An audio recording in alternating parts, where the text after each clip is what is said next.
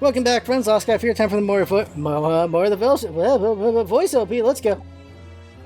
I might be losing my mind. Here we go.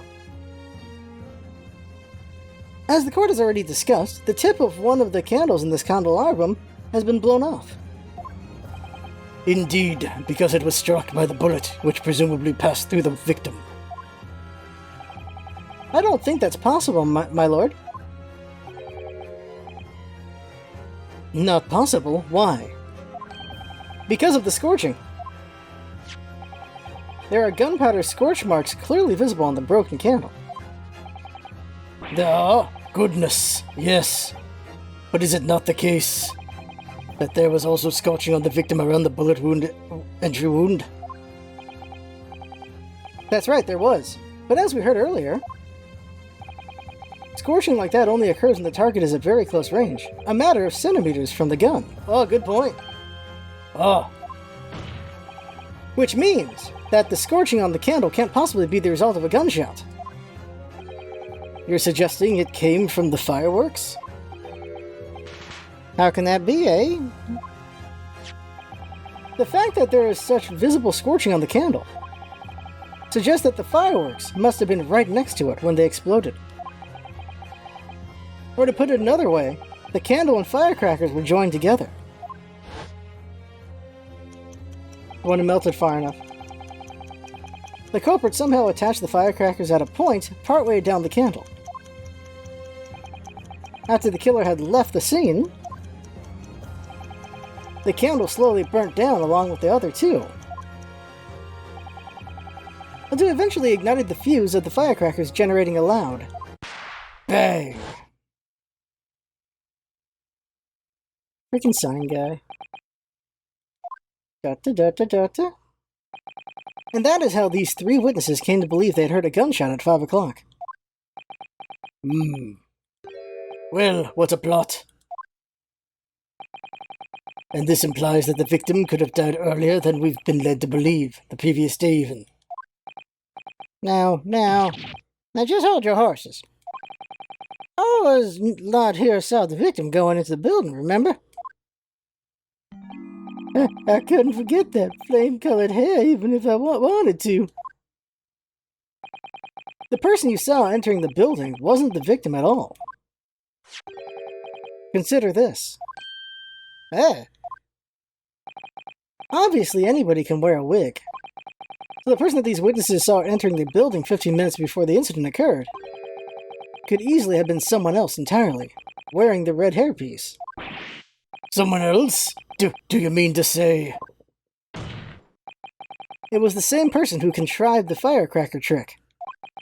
In other words, Inspector Gregson's killer. Who? He did that? Oh, very impressive, Ryunosuke, Nodahodo. Kazuma? I'm really quite amazed you've come this far. But after all, wasn't I the one who told you that you had all the makings of a great defense lawyer? I also noted the lack of a time of death in this report. A stark omission. But as far as I'm concerned, this whole country's justice system leaves a lot to be desired.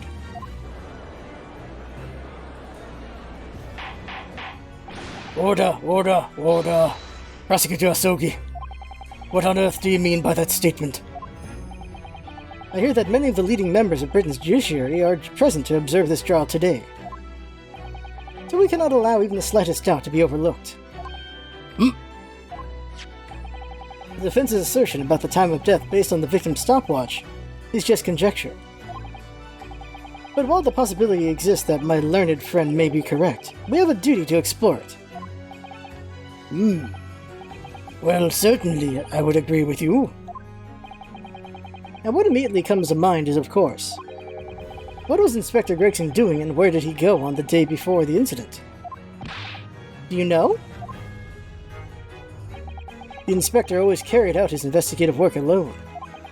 His movements were treated as confidential within Scotland Yard. Even within the Yard? However, considering the evidence we've been presented with so far, I'd say it's fairly apparent what case the man was pursuing. Wouldn't you, my learned friend? I do have a feeling about what case he might have been investigating. Yes, I agree. Surely. My lord, the defense believes it can explain to the court the case that was being investigated by Inspector Gregson at the time of his death. Couldn't Asogi just tell us? Very well, counsel. Present your argument to the court. What evidence is suggested of the case being investigated by the inspector on the day prior to the incident? Yeah. Okay, let's see. Yeah, you just use the board itself. Take that! I can't say that I find your answer suggestive of anything in particular. What? The entire board is... Alright. Other than perhaps it isn't utterly wrong. That much you have clarified most expertly. The board isn't it? What? Congratulations, Ryunosuke Naruhodo. You deserve a reward for that expert display. Ah! Okay, so it's not the board. Did you just draw Karuma on me, my friend? I think, Miss Naruhodo, that there's one particular piece of evidence that really does stand out in showing what case Inspector Gregson was investigating. Fine, my lord, I have the answer now. Okay, alright, let's see, what is it? It's not the board? Alright.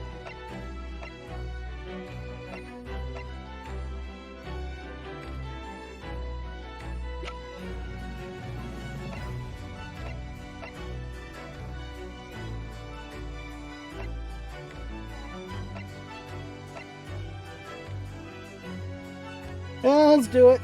Take that! Really? I thought it was this, but it's gotta be the freaking board. But no, it's this. I believe this red hairpiece points to the answer.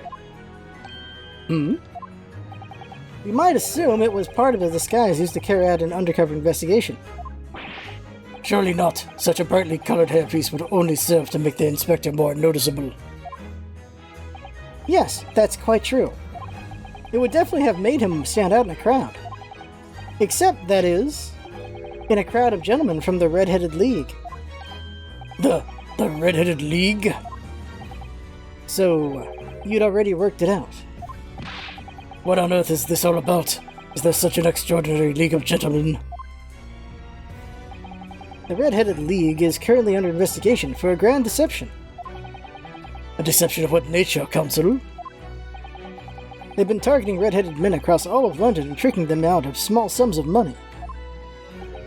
2 men were arrested for the misdemeanor only yesterday, in fact. My lord, the defense calls for these 2 men to be summoned at once. They're the ones that, Shalm's got. 2 redheads?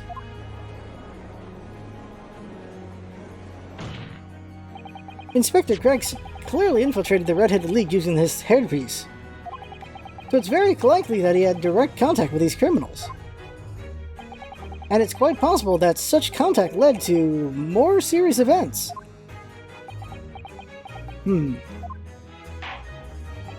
I concur that we cannot in good conscience leave this new avenue unexplored. Well done, Mr. Naruhodo. Well, it's another possible line of inquiry for us at least. The prosecution will make immediate arrangements for the charged men to appear. Bring these 2 Red-Headed League conspirators before me, Persecutor Asogi. At once, my lord. Very good. We will have a 30-minute recess. Court is adjourned. This is a save point? It is a save point, isn't it? Ah.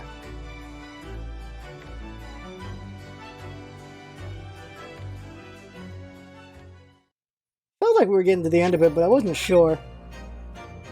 You could have kept going. Sometimes it just goes and goes. Sometimes it really is Lord of the Rings ending. Not this time. Not this time.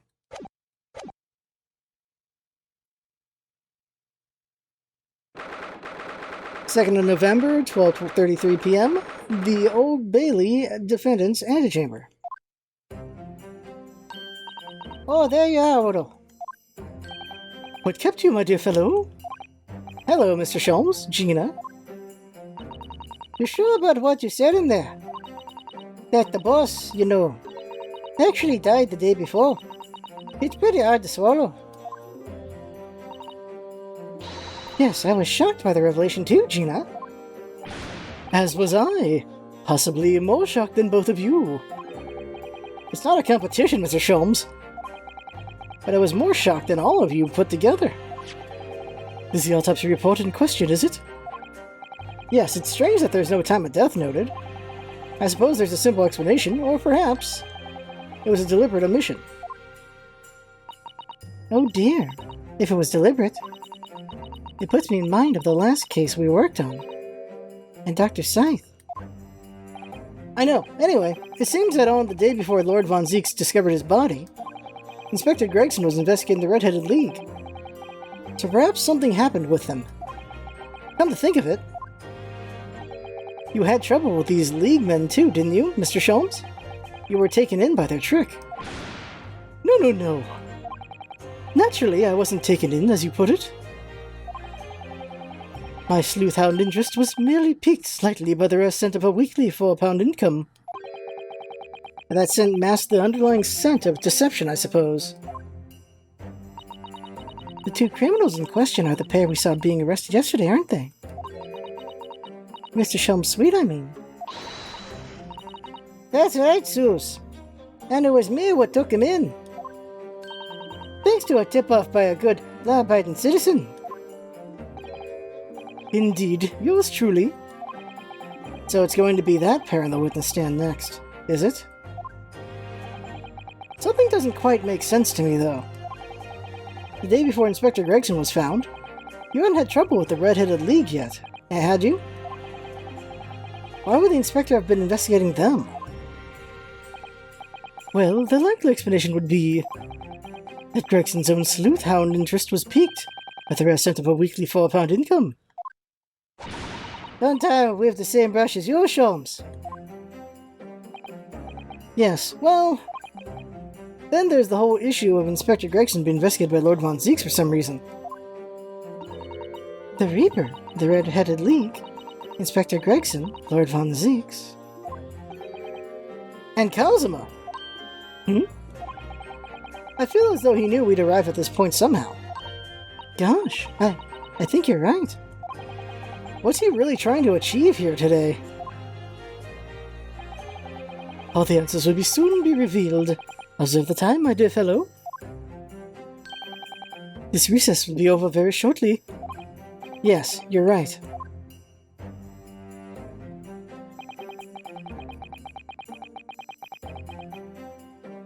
Kazuma was determined that he should be the one to prosecute this trial. And he was determined that I should take the defense. Just what is it that he's hoping to make me see, I wonder? I get the feeling we're a long way from the end of this trial yet. Ah, great. Are you ready then, Mr. Sato? Yes.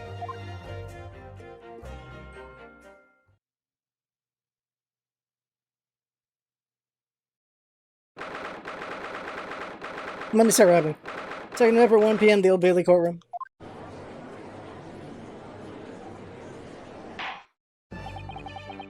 In the name of Her Majesty the Queen, I hereby declare this court to be in session again. We resume the closed court hearing of Berg von Zieks, here present, who stands accused of murder. Now then, Prosecutor Asogi. My lord?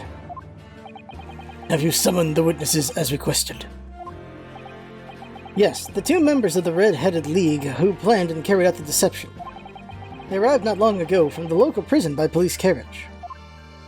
How small is London that you can get people around every 30 minutes? Like, seriously. I mean, within 30 minutes every time. That's what keeps happening. Very good. Bailiff, usher the two men into the courtroom. I have no memory of these guys' voices. We knew they'd be relevant, but still, no memory of these guys' voices. Where'd they get spaghetti? These two men are currently being held by the police on suspicion of attempted extortion. You may omit your occupations, but state your names now for the court. I am Fabien de Rousseau. a descendant of the great de Rousses family from Nice in France. And my name is Peppino de Rossi. I am the third son of the great Familia del Rossi, the landowners from Napoli. The two men first became acquainted at a boarding school for European nobility. Those who graduate from Temsic are the future leaders of Europe. They're giving me the accent here on purpose. But do you have any idea how boring it is to be born with noble blood? Alos, I make it my mission to get the better of the world by employing the little grey cells of my brain. That is all I am trying to do. Oh my god, these. So that's the only reason for this whole grand deception you've been carrying out? He's gonna break accent at some point. Oui, you could say that. Not bad, eh?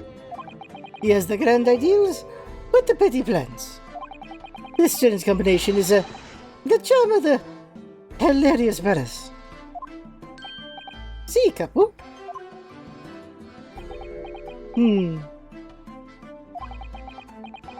Listen to me, Peppino.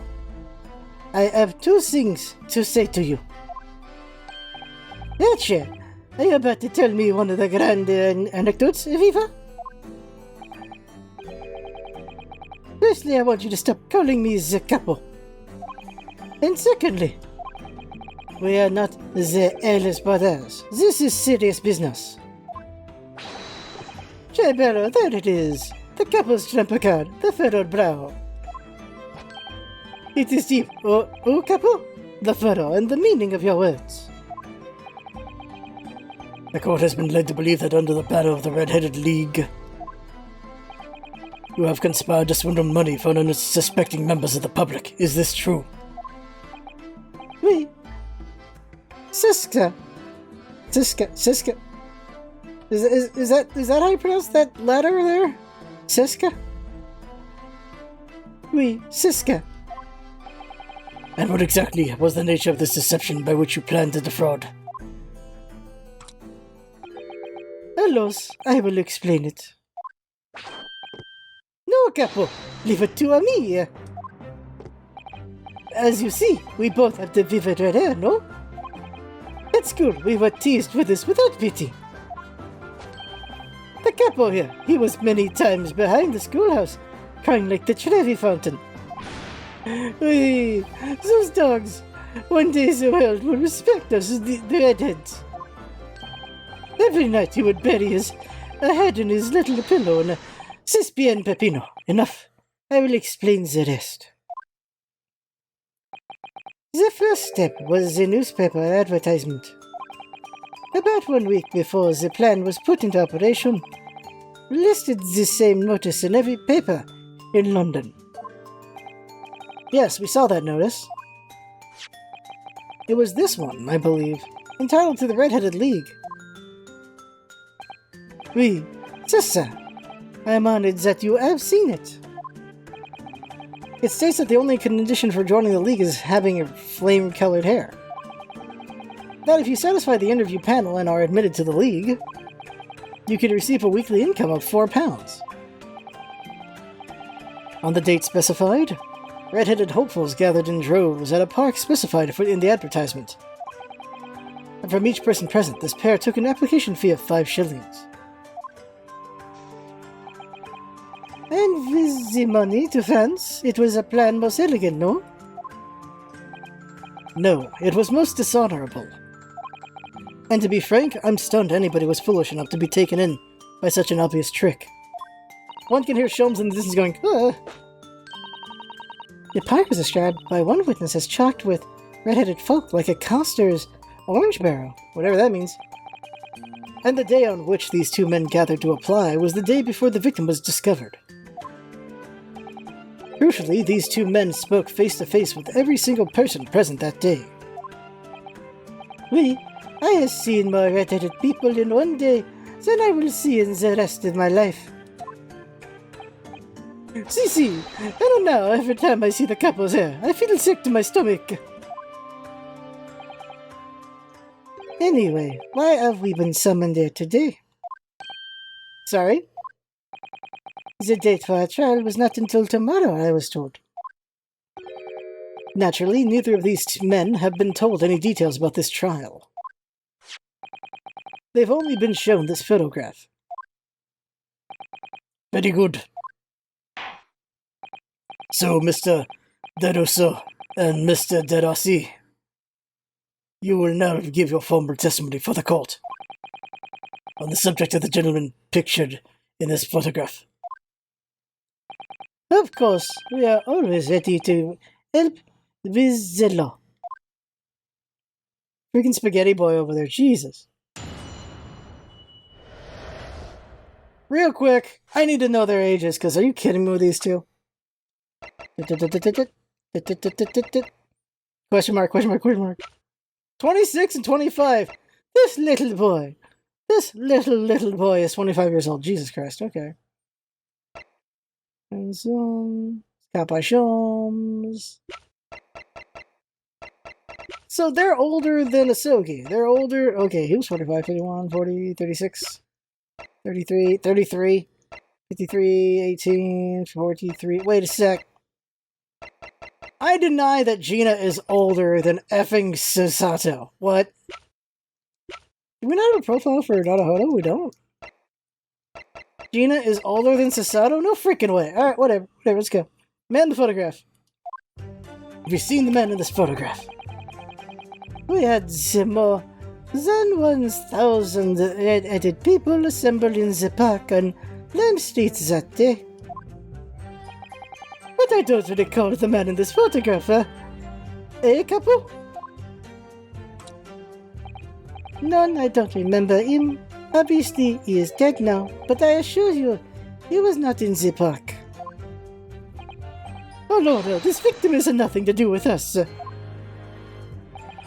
You have a lot to answer for, Peppino. It is your fault that we got caught in the first place.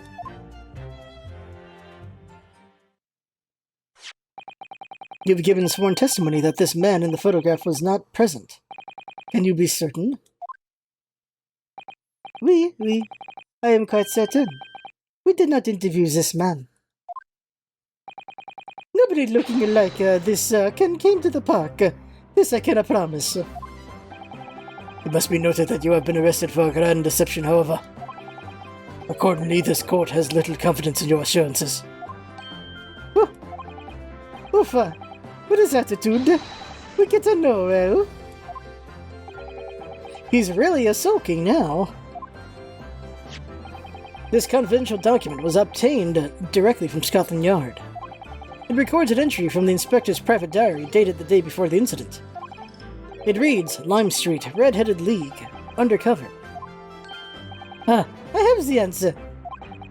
Maybe there was another similar event in the park on the day in question, huh?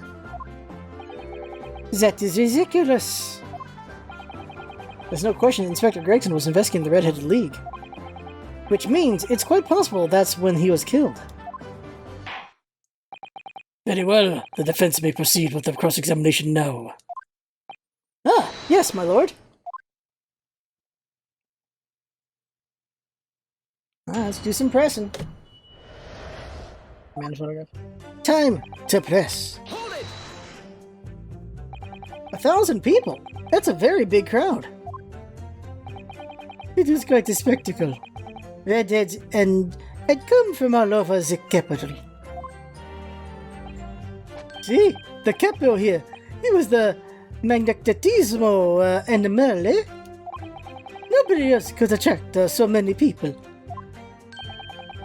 If I could be born again, I would be the capo. All those people wanted was the money, Peppino. The £4 per week.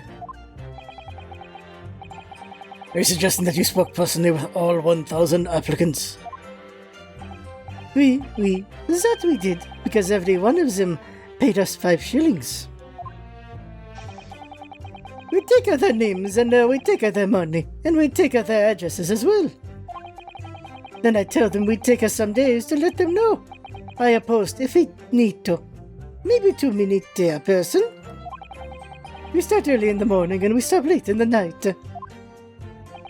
So, you earned 5,000 shillings in one day? That's a small fortune. Who would have thought there were 1,000 such gullible redheads in London to start with? Huh, one of whom was a great detective with chemically altered hair. Well, he did figure it out and arrest them, so whatever.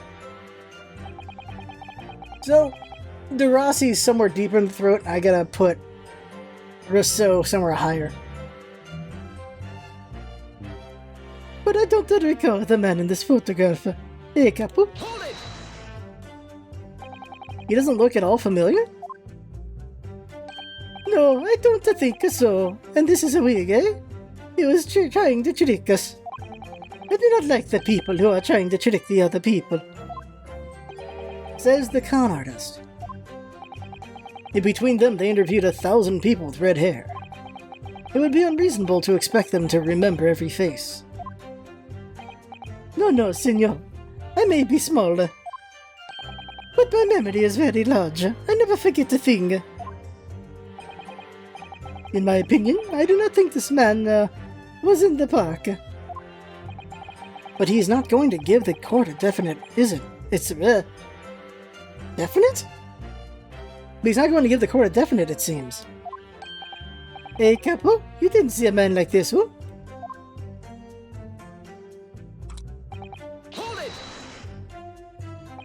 But according to what you've said, you spoke with 1,000 or more people that day. Oui, that's true. My eyes were burning by the end of the day. But surely then you can't possibly remember every single face. How are you so certain that this particular man wasn't present? Normally the red hair is very distinctive, eh? But not when you have 1,000 redheads crowding around. Then it is just an eyesore. But if there was some other information you could give us, maybe then we would recall. That is not the line, Peppino. Remember, we do not remember him. We are sure of the fact, oui? Yes, there was a man with a red headpiece, but his mustache did not match the color. Then I do not think I could have forgotten him. Cosmo said these two had only been shown that photograph and they'd been told nothing else at all. But what if I fed them just one other detail about the victim? For example... these fish and chips, I'm tempted. What if fish and chips worked, I swear. I'm doing it anyway, let's go! I can certainly appreciate that just knowing the man had red hair wouldn't help you remember in a situation. What if I told you that the man was always munching on a packet of fish and chips? Do you remember a man who was eating incessantly? Not really. I was looking only at the heads of the applicants. I wouldn't have noticed the fish and the chips any more than the caviar and smoked salmon. Even if it was endless? Oh, the spaghetti, me. I love the spaghetti. So racist. Really? Oh, stereotypical, I guess is the better way to put it. Really? I had no idea. Tell them again what you said before, Peppino. Si, Capo, si. I say it again and again. Woohoo! There you go. But we only have your word for that. See, what else can we do? True. Oof, we're not having much fun these days. First we had arrested, and then we just shown the horrible picture of a dead man. And now you question every single thing we say. We are the victims here. Eh, Capo? No, you were caught carrying out a plot to swindle hundreds of innocent people. You had to bring that up, eh? It's not that fair. Eh, Capo? So, let's just keep that. Seems that one part's the spot. Let's just keep doing this. What do you mean by that? Cavolo! You promised not to say it, Capo. After we had taken all the money that day, we should have left the country. That was my plan. I left the purchasing of the tickets for the ferry to Dunkirk, to my companion here. Dunkirk? But he bought them for the wrong day. Oops! See, but it's an easy mistake to make, oh? The 1st and the 31st. Both, I have no sympathy for you. We're an all day late was the boat because of your stupidity. And it's only because of this that this so-called great-headed detective caught us. Capo, you know what I think. This is the work of God. It's a holy punishment, eh? Peppino, for the last time. This is not only punishment. This is only your fault. Ah! Don't blame God for your unholy mistakes. You are making me sick with anger. Maybe I make a mistake, but when it's time to eat a pasta, no one is a faster. What does that have to do with anything? I've seen the evidence. What does that have to do with anything? They haven't told us much we didn't already know. What do you think, Miss Naruto? Well, if it was in the inspector's diary, it seems likely that he must have gone to Lime Street that day. And yet these two both claim they didn't see him. I have to say, they don't appear to be telling lies. Well, they are experts in deception, don't forget. Sounding plausible is their specialty. They may be lying simply to avoid being implicated in this case as well. Surely if they were truly experts in deception, they wouldn't have been caught. Well, yes, you do have a point there. It seems to me like we need more information. Definitely.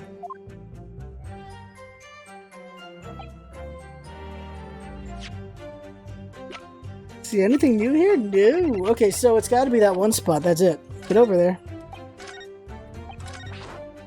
Hold it! It might have been part 3, not part 4. Whoops.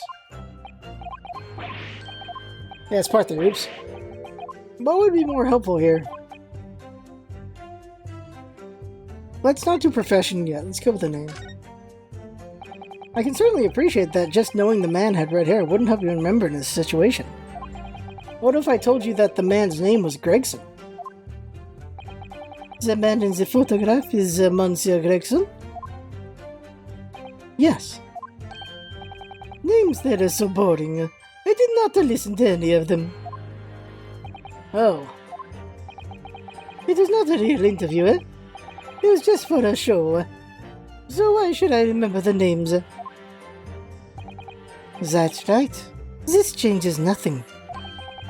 The man in the photograph was not there, as we have already said. I see. It seems there's little to be gained from pursuing this point further. Tell them again what you said before, Peppino. Si, capo, si. I say it again and again. Okay, so let's try just the profession then. Profession. I can certainly appreciate that just knowing the man had red hair wouldn't help you remember in this situation. What if I told you that the man in the red hair piece was actually a detective? The man in the photograph? A detective? Yes. It would appear he found your notice in the paper suspicious and decided to investigate incognito. Sorry, but this changes nothing. Just pursue it. I don't think there's anything, so just pursue. Something to add, Mr. De Rossi? See, I'm always adding something. Parmesan, olive oil, a pepper. What I mean is, did you not agree with your friend's last remark by any chance? What I did just say about the detective? Yes, that. Keep your mouth shut, Peppino. You have said enough already. Wrong voice. But why, Capo? What is the problem? There was a man who said, I am an inspector from Scotland Yard. What? Good lord. There's a box, yep. He's a little boy. Order! Order! Order! Explain his volte-face in your testimony, witness. He's a simple. A man who was at the park said to us that he was an inspector. There was no such man. My mother. What are you saying, a couple? Have you forgotten, eh? Seriously? Like, is the Roussie too dumb to realize that if your buddy is saying something different, you should be going along his lines? I have forgotten nothing. Nobody likes the king to the park. Basta, couple, basta. You beat me at many things, but not the two. The memory and the meals. And like I said, when it is time to eat the pasta, no one is a faster. But you are inferior to me in every other way. So shut up. Objection!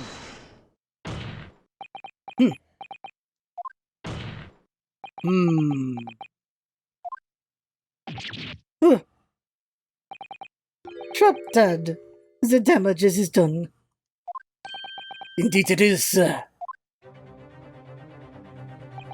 There was a man who came to the park, and he said he was an inspector from Scotland Yard.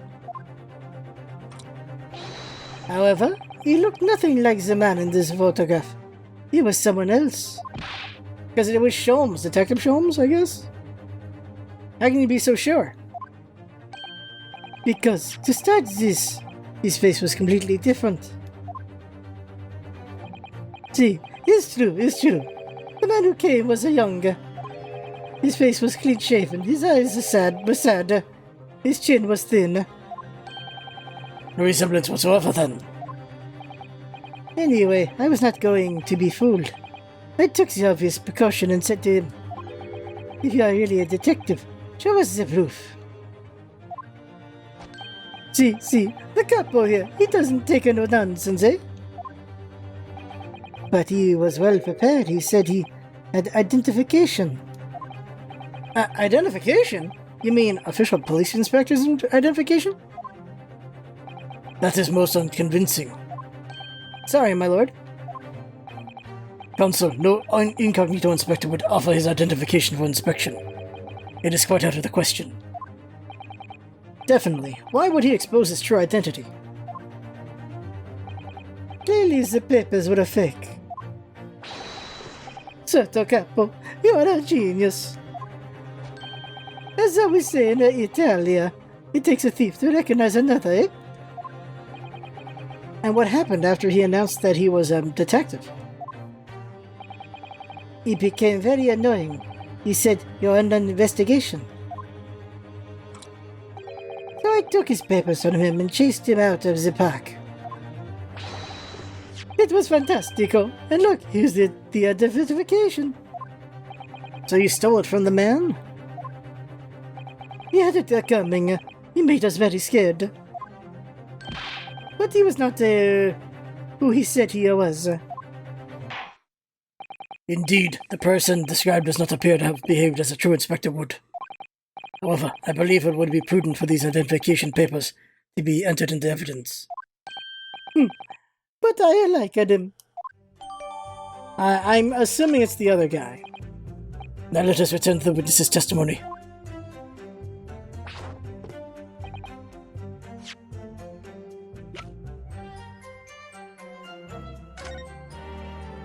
Let's open her up. Well, I suppose we should see what this inspector's identification looks like inside. Oh, that does not help. There's no picture? Crap. Yes, it definitely looks fake, doesn't it? Out of interest, what name is given?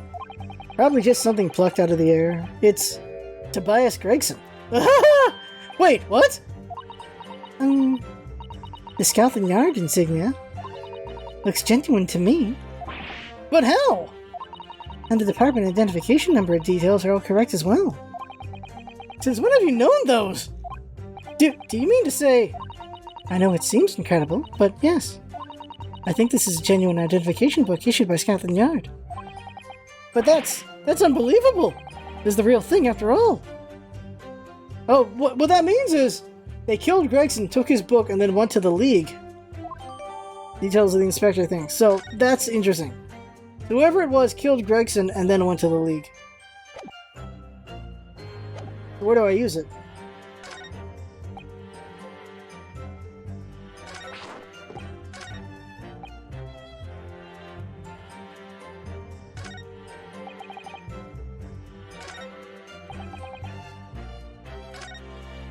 The one where I said he has nothing, but no, he has something. Right here. Objection. Yeah, right here. Let's do this exchange, then we'll stop. I wonder if I could ask you to examine this identification book very closely. Miss Lestrade? Why Miss Lestrade? What is your intention here, Counsel? Is this really a fake or is it genuine? That's the question. Which we can't answer ourselves! Objection. Don't be ridiculous. No Scotland Yard detective would allow his or her identification to be stolen. Gina. That is the boss's. No question about it. It can't be. As I suspected.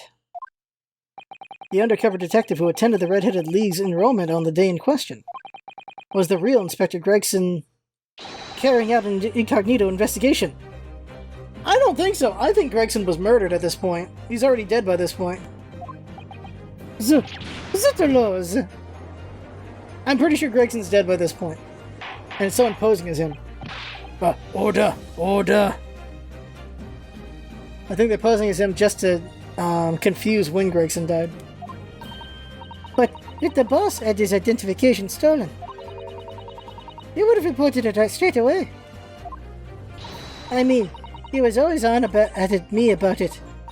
If you lose somewhat, report it at once, he'd say. Could it be, then, that the inspector was physically unable to report it? Physically? What are you saying? Unable to. You're not suggesting. Yes, it's quite possible that he was killed before he had the chance to report his identification stolen. No. There it is. There it is. Order! Order! Order! The defense posits that the victim was killed the day before his body was discovered, at a different location. Do you two have anything to say about that? Oh, it's the crying. I know nothing. I done nothing. Pull yourself together, Peppino. Mon Dieu, you can behave a little more like a master criminal than that, no? Now I wish I had returned to Italia. So, stop crying, Peppino, please. Otherwise, Well, Emma, stop your whining and start talking. Well, I believe the court will need to hear your story in considerably greater detail. I know nothing. I don't know nothing. But you will tell everything. Or face the worst possible outcome. You will dry your eyes and testify again about these identification papers and the precise circumstances under which you came by them. For crying out loud! Okay, we're gonna stop there. Witness testimony. The detective and the identification. So we'll stop there. Wrong button. Wrong button. There we go. That's it for now on that. Next time we'll see this testimony. So I had fun. Hope you had fun watching. That's what's up, Bassett. Having fun. Thanks for coming by, and see you next time.